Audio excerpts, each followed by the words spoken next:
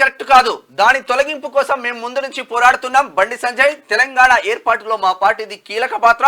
యువకుల ఆత్మహత్యలను సుష్మా స్వరాజ్ అడ్డుకున్నది. ఆవిర్భావ వేడుకలకు సోనియాను ఆహ్వానించి తమ నేతలను ఎందుకు ఇన్వైట్ చేయలేదని నిలదీత. వాస్తవంగా బీజేపీ వాళ్ళని కూడా ఇన్వైట్ చేస్తే బాగుండేది.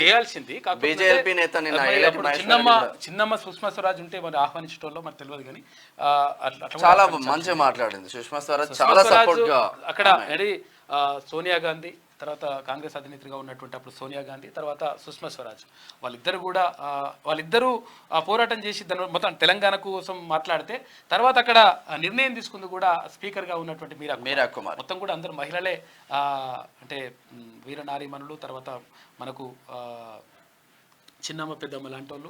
సుష్మా స్వరాజ్ చిన్నమ్మ అంటారు, ఇక సోనియా గాంధీని మనకు తెలంగాణ దేవత అమ్మ అంటారు.